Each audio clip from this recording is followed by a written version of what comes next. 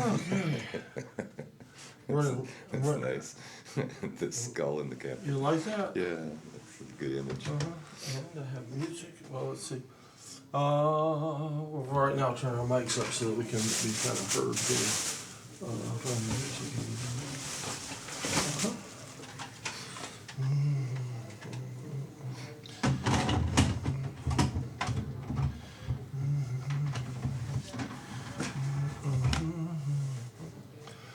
And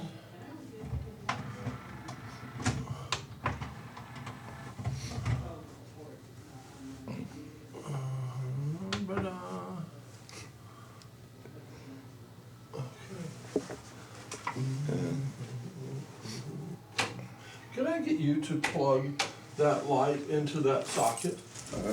Maybe. If I can get up there without vertigo and falling off the chair. Okay, well, if you think you're going to harm yourself, don't do it. Okay. Good God, don't jump. All right. Okay, let's see. Look at that. Wow, that's grooving.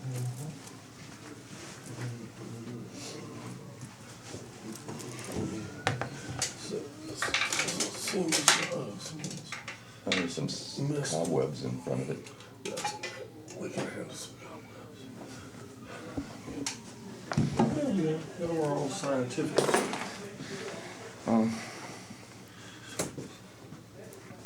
Cool. So did you bring cookies today? I can't hear you. Do you bring cookies today? I can't hear you. Did you say, did I bring pizza? No. No, I was asking for cookies. Oh, maybe. All right, on. I'm working on it. There's a tablecloth and some other things to be done. It's just that it might be my meal of the day. All right, well, they probably have some cookies. And I left my coffee outside. You did? Yeah. You don't have to. Well, that was. But I noticed last time we never got around to any tea. Oh, I did. I had a cup. Yeah. And it was good. It was the Chinese mountain tea. Good. Oh, let's see what we got here.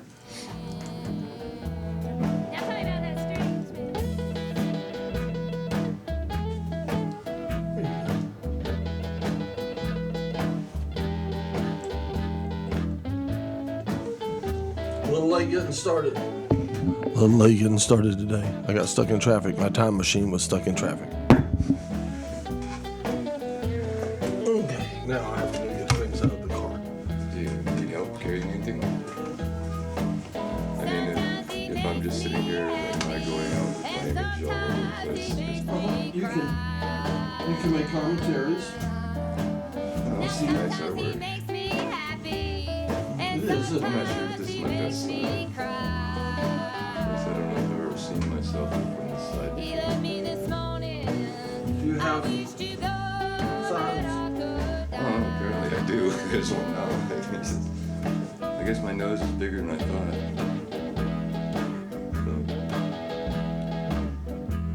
It's Anarchist TV. It's a mad scientist's tea party and getting started kind of late. So I'm watching myself on TV. It's a strange experience. See if I can get glasses.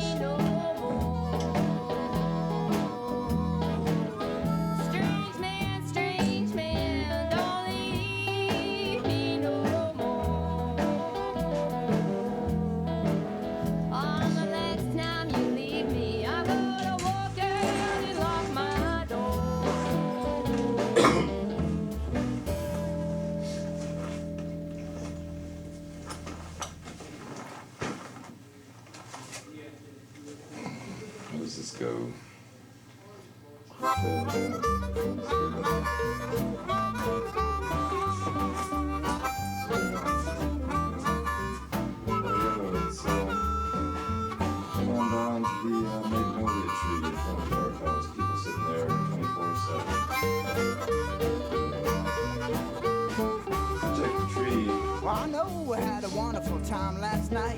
At least they tell me we did. Apparently the Buncombe County commissioners have sold public land illegally, apparently. And apparently there's a lawsuit pending to but the project's moving forward, and so there's people sitting around the tree, so this Stuart Coleman fellow doesn't sneak in the middle of the night and cut down the tree. So there's people guarding the tree 24/7, so if you come on down to the courthouse and hang out, bring food and refreshments, maybe a sleeping bag, and spend the night, or just come down and sign the petitions to stop the 9-story condominium from being planted on park land in front of the courthouse. Tell the county commissioners to rescind the sale of the park property and ask the city council to deny any kind of parkside condos. Keep your park land here in Asheville and keep that magnolia tree growing. Come on down to the magnolia tree, bring food, refreshments, guitars, drums, bring kids, bring the whole family. Come on down and help protect the tree. Well, it's you and Ben now, is it, huh? Okay. Hey, you're back. All right, yeah. I was just promoting the magnolia tree project. All right, well, I have some promoting to do myself. Oh, good. Let's see. Yeah, so, Like ice pick through the forehead. okay, now the theme of today's show is we'll be promoting the tonight at 6 o'clock, the URTV annual membership meeting. So if you're a member of URTV, tonight is the night that you want to come to the annual membership meeting, because this is the annual membership meeting, and we're going to have the election of our membership elected board member will be tonight. We'll have annual reports and stuff like that will be going on, and this is the one annual meeting. So if you are a URTV member, I encourage you to please come to the membership meeting tonight at 6 o'clock. And if you know a URTV member who might not be watching the show and may not be aware of the membership meeting, or may not be motivated to come to the membership meeting, may I encourage you to call them or drop by and visit them. Offer to pick them up and bring them with you to the meeting. Help spread the word on the meeting, because it's all about participation, and if we have membership participation, we're going to wind up with a lot better product overall. Everything is going to be better. So please do that. Please bear that in mind. The membership meeting is tonight. That's right. Oh, it's time. It's time for the 420 roll. That's what all this. This is that racket. I just want to do a shout out to Mel Dungeon. Well, lean in, and here's a microphone. Oh, I got two of them. Wow. Shout out to Mel Dungeon tonight, 11 o'clock. Who is it? The Cheeksters. It's going to be a really good episode. And so come out to the Asheville Brewery and Pizza Place, and watch it with the band and the Dungeon crew. Indeed. All right, 11 o'clock tonight. Indeed. Watch it. Which pizza place? Cox Avenue. Cox Avenue Pizza Place. No, Asheville Brewery on Cox Avenue. Oh, maybe we shouldn't be plugging the name of the business. Well, it's our meeting place. Meeting place is our the meeting place. The okay, meeting place. We have an experiment. Cool. Here, and Goodbye.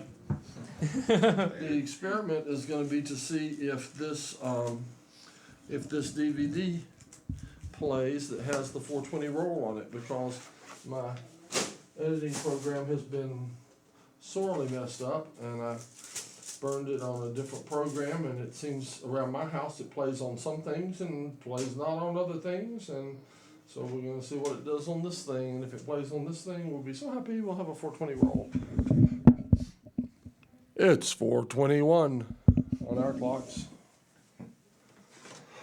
It's the Greenwich Mean Time. Grinch?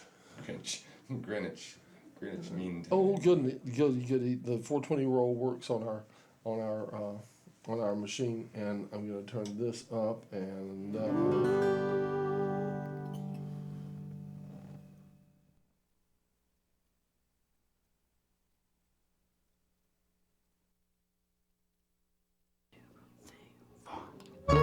Like this right here, come on.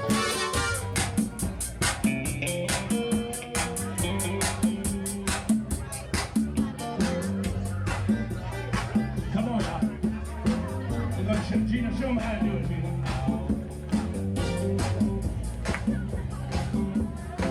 Just in case y'all didn't know it, you got a web sound party going on down here. By way of the Urban Trail, y'all.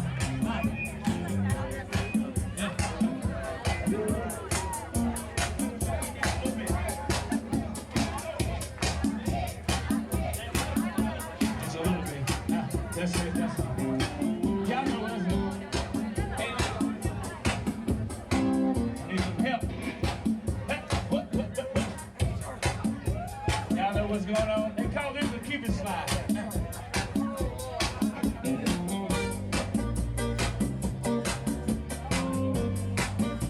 What? Come on, y'all. We're gonna show you how it goes in a minute. Come on, y'all.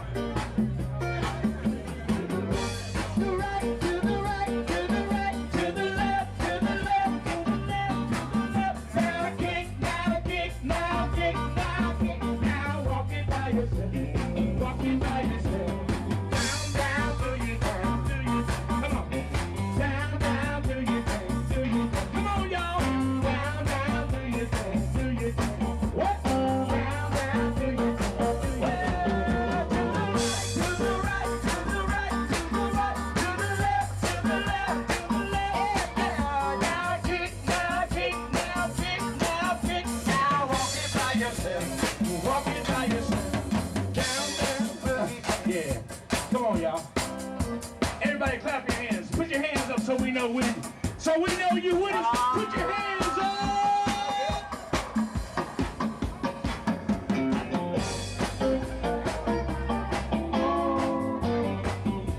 Hey, Heavy E, we got a party going on in here. I want some to the right, to the right, to the right, to the left, to the left, the left, to the left. Now kick, now kick, now kick, now. Now walk it by yourself, walk it by yourself. Down, down, do your dance, do your dance. What? Down, down, do your dance. What? Down, down, do your dance, do your dance. Down, down, down, down, do your dance. Come on.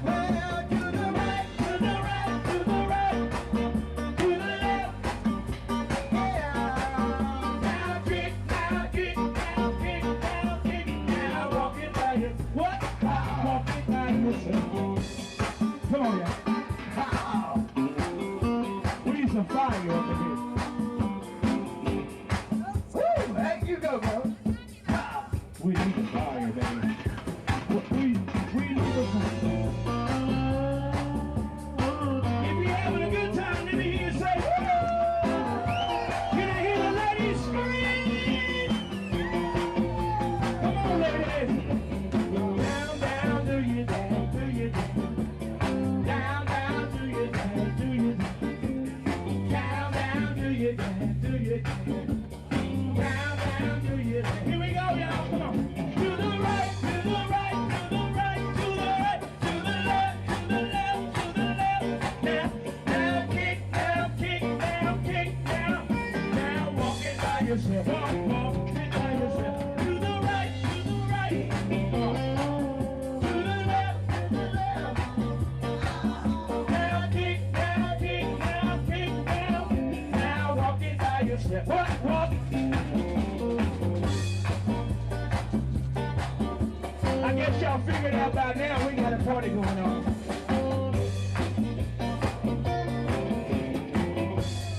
Hey, all right, we gotta, come on, Caesar, give it up. Don't be scared.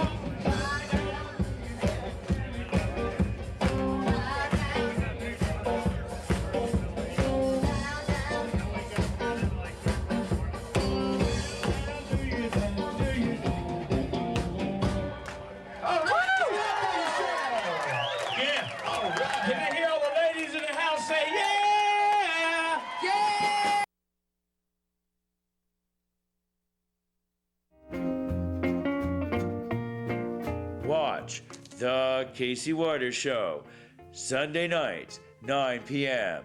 on URTV. To get interesting, eccentric, philosophical presentations and artwork by Judson Laird, which is manipulated using interesting graphic art techniques.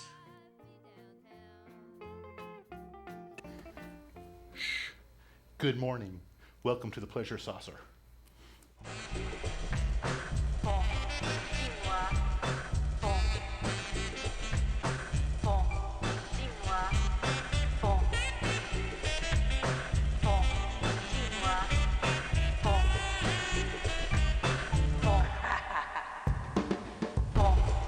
Always, Cry Theater and Crowded Fire. You're watching the 420 roll. Come on, we want all the brick houses to report to the dance floor. Come on, brick houses.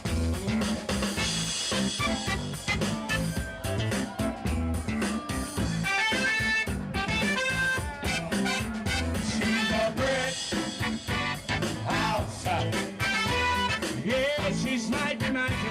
Just letting you know, hang out. She's a brick house. You know what? I like Lady Stack. Ain't gonna make that. Oh, she's a brick house. She's the one, the only one. I feel like I was on the moon. She knows she's got everything that a woman needs to give her hand. How can she live with the stuff she used? 36, 24, 36. When I'm in here, she's a brick house. You know what? Yeah, she's like magic. She's a brick house. You know what I like?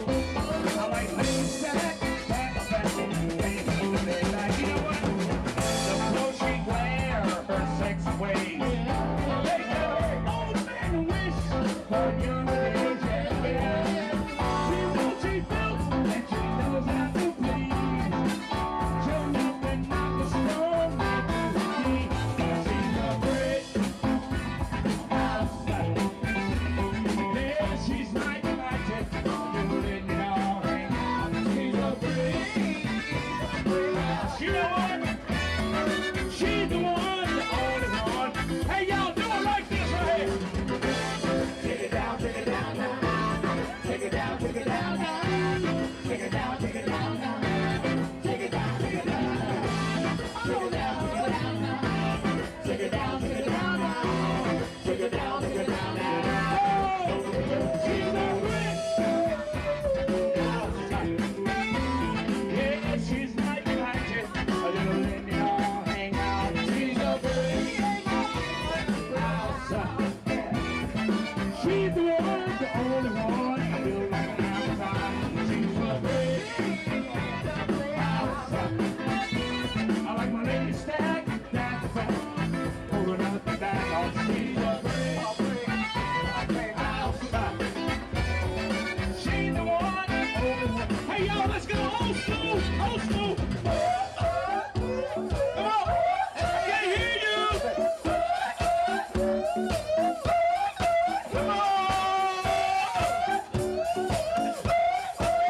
Come on, y'all. Somebody scream. She's a brick house. Yeah, she's mighty magic. I do it in the all hang out. She's a brick house. I like a Lady Stack. That's the fact. Ain't gonna let me back. Oh, she's a brick house. Like Lady Stack. That's the fact. Ain't gonna let me back. Oh, she's a brick house. You know what? Hey, Mike. She's the one, the only one. I feel like an avatar. Come on, shake it. Take it down, take it down, take it down. Take it down, take it down, take it down now. Take it down, take it down, take it down now. Take it down, take it down, take it down now. Take it down, take it down, take it down now. Take it down, take it down, take it down now. Take it down, take it down, take it down now. Oh, she's a brick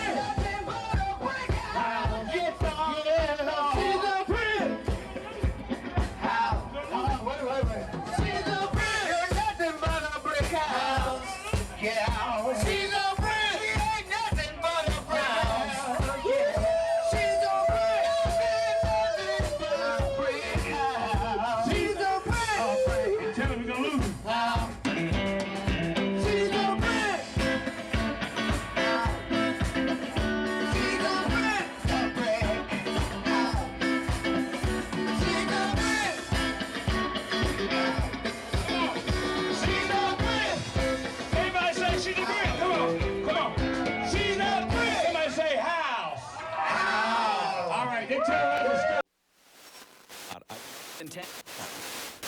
At check-in, customers for the.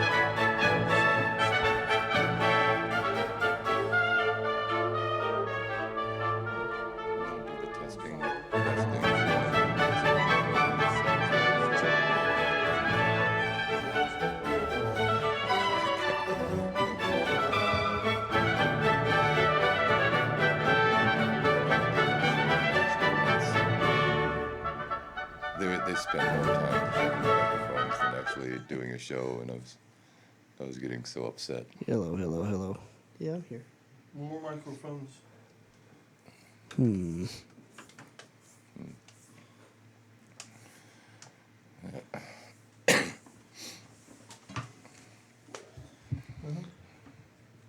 Nashville.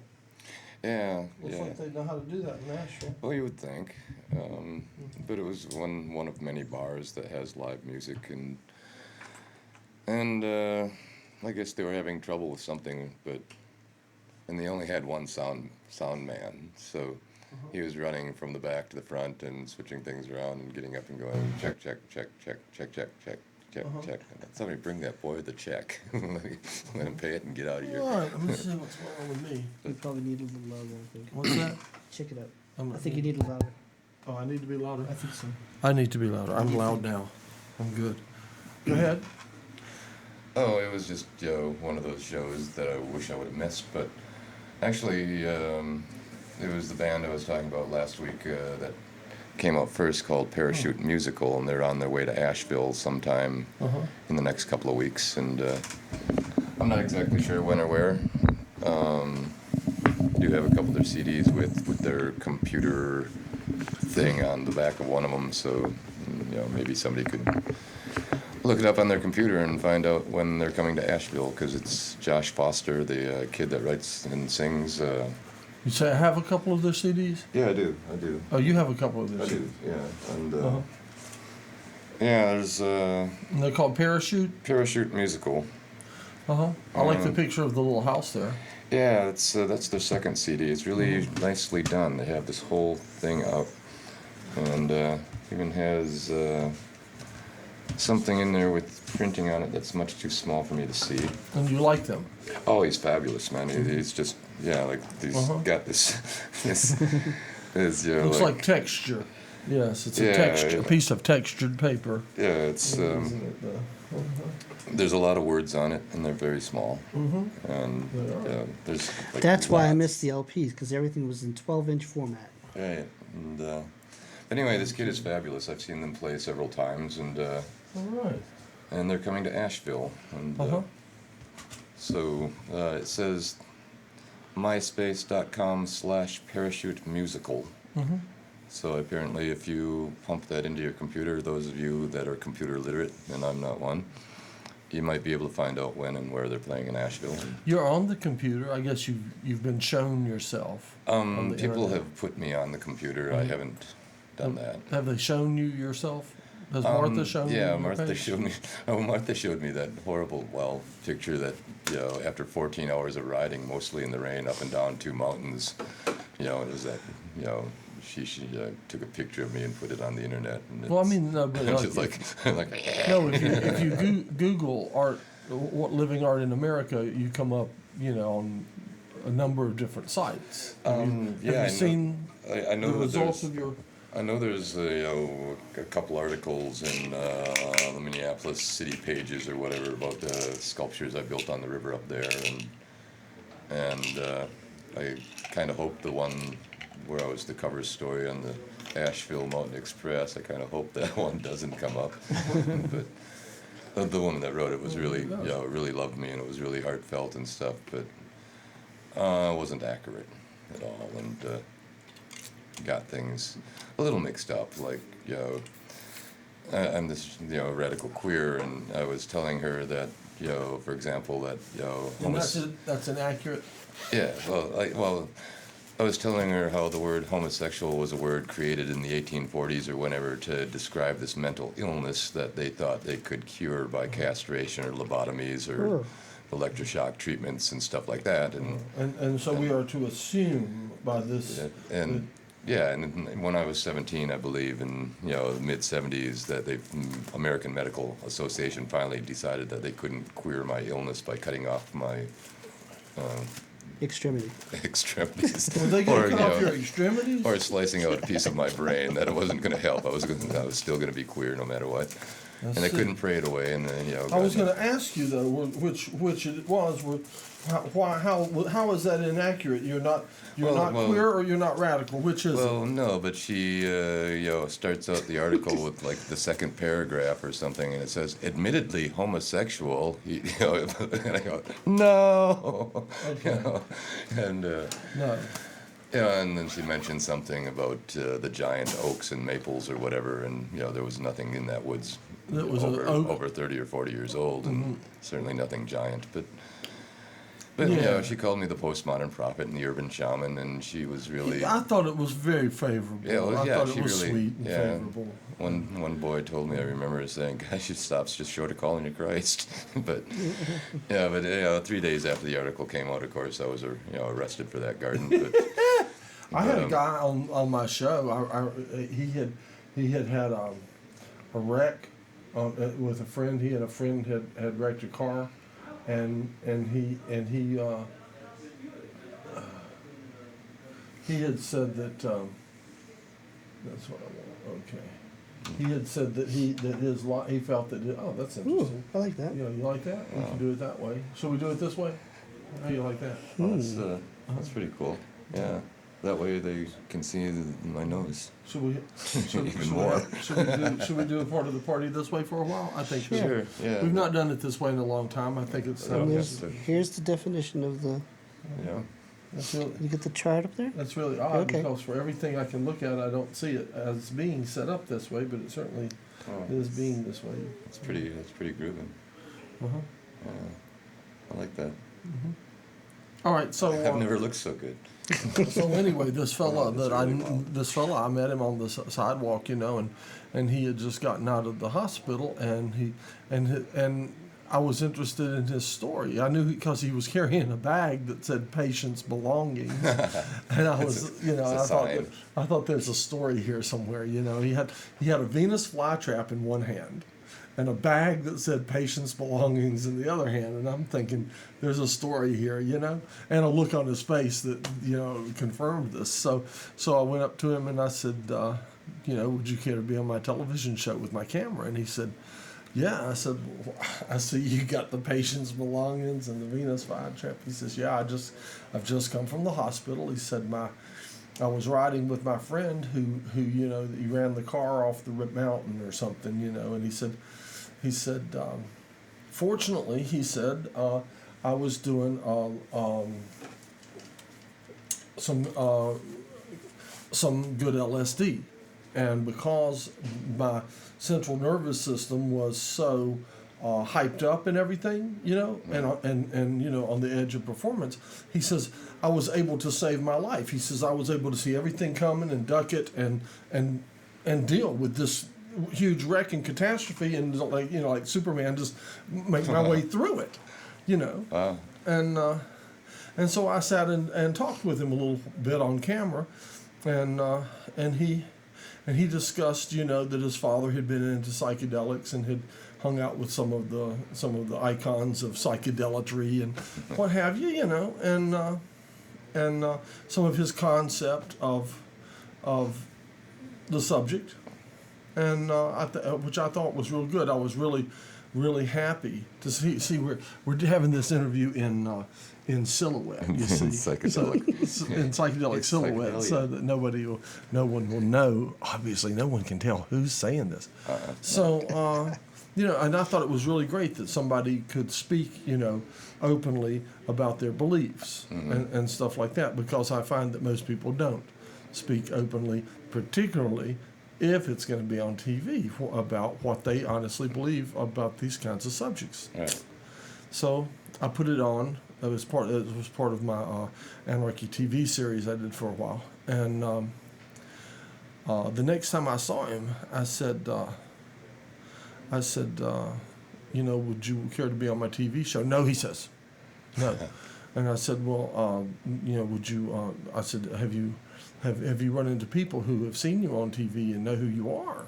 He says, yeah, the cops know who I am. No. He said, yeah, and I'm afraid that it made his life unhappy, which was certainly not my intent. I must admit, though, I was aware of the possibility, and sure enough, apparently, speaking like that was not good for him. So now he won't be on anymore, and I hate it. And if you're out there and if you know who you are, I'm sorry that I caused you that misery. But I also thank you very much for your candidness on the thing. I guess that's why reporters cover their sources, don't they? Yeah. And I guess I should have done it in silhouette like this, but I did. With a voice scrambler and. Yes. LSD. LSD.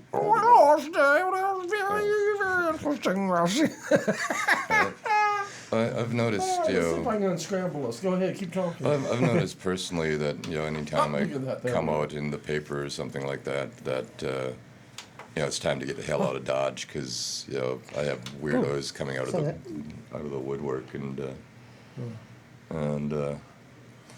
so it's because after that article and before I got arrested, while we had that fabulous opening down there in Drum Circle until the wee hours of the morning, and I did invite Lenny Sitnick, as mayor of the time, to come to the opening, and she didn't show up, but neither did the laws. So, but anyway, sometime within that 3-day period between the article and the opening and the actual arrest, there was a group of people across the road from me in a big pickup truck, screaming nasty things at me and threatening and stuff. And I'm sitting down in the woods by the river by myself. Of course, my dog was still alive then, but just barely, because he died shortly thereafter. And I walked past his grave today, but I didn't Down by the pink house. I didn't stay long because there's no trespassing signs and whatnot. And I wanted to go kind of clean off his grave. It's kind of overgrown, but How long did that dog travel with you?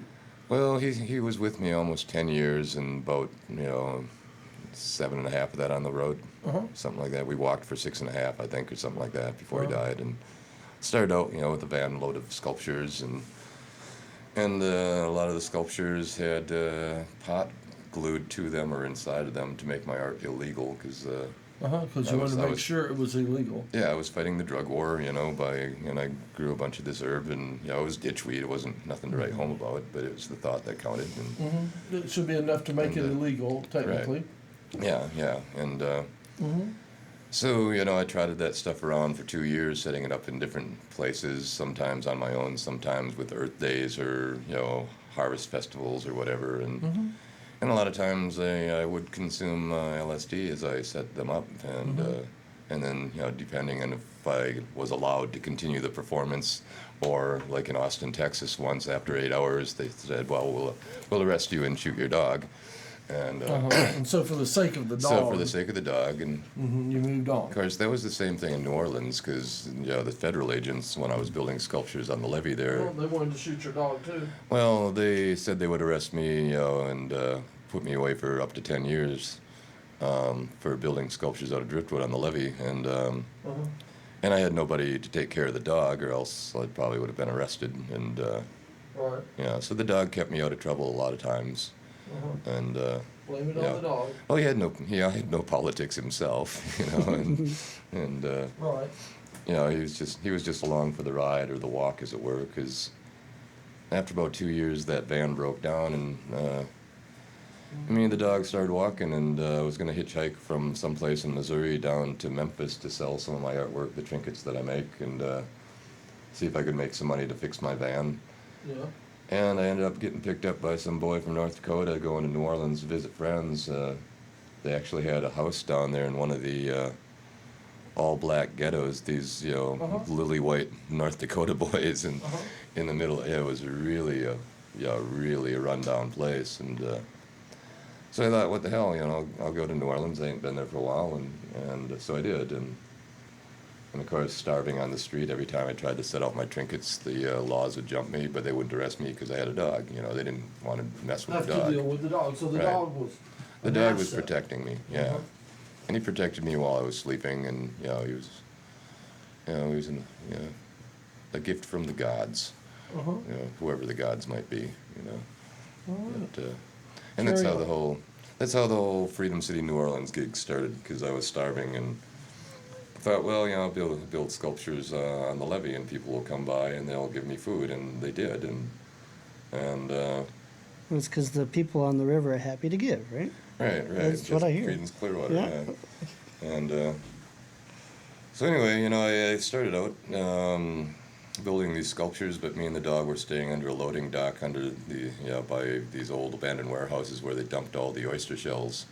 So there's these mountains of oyster shells, and at night, tens of thousands of rats. Yeah. And like I was sleeping on this pallet and whatever underneath this loading dock, and could hear the rats scurrying underneath me at night, and but some security guard kept knocking over the sculptures in the morning and chasing away the old drunks on the levee, and he was like this French market security guard that had absolutely no authority whatsoever to be on the levee at all, and but here he was like a minimum wage employee, not a police officer, but he was carrying a gun.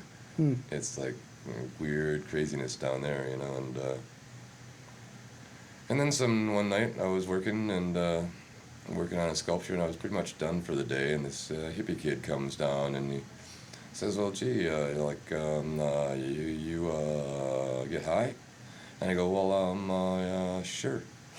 And so he rolls a joint, and we smoke this joint, and then he says to me, well, you ever trip? And I go, well, yeah. And he says, well, when's the last time? And I go, well, I don't know, maybe a month ago or something.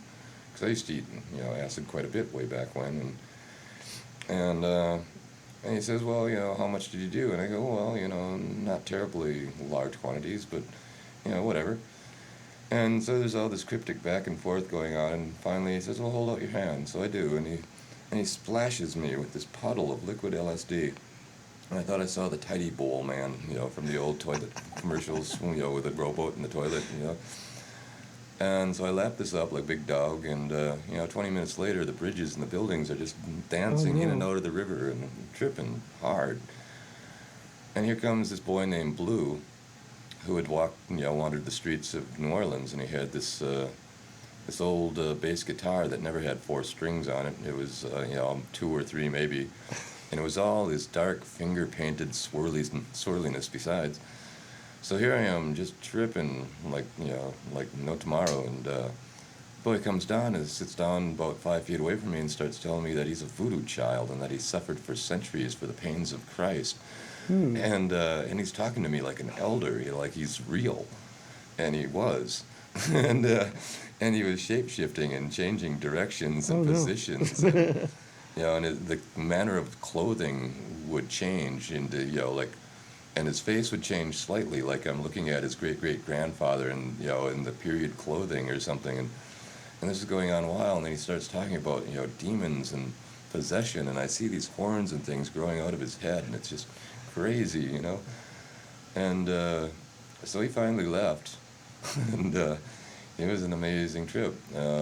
So I occupied the site the next day, and you know, the revelations came that I will now no longer sleep away from this thing. I will stay here, and so I did. And I think it was the first morning I woke up after this trip. This French market security guard comes down and starts screaming at the drunks that were sleeping about and trying to kick over my sculptures. And I get between him and one of the sculptures, and I yell up at some people crossing the levee, and I says, "Call the police, he's assaulting me, he has no authority, I'm an American artist, he's assaulting me, call the police." And the guy says to me, "You better shut up," and I says, "What are you going to do, shoot me?" And I turn around and go, "Hey, call the police." He says, you know, and 8 hours later, the harbor police showed up, or somebody, and they said, "What you doing?" And I says, well, I'm doing art, you know, and I'm an American artist, and I'm living a political cartoon. And this is federal land, you know, you have no authority here. You know, you can't mess with me or the old drunks or the people asleep in this federal land, you know.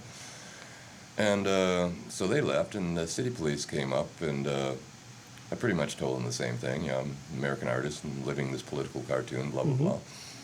And they scratched their head, you know, and the next day there's like 20 cops on top of the levee looking down at me, scratching their heads collectively.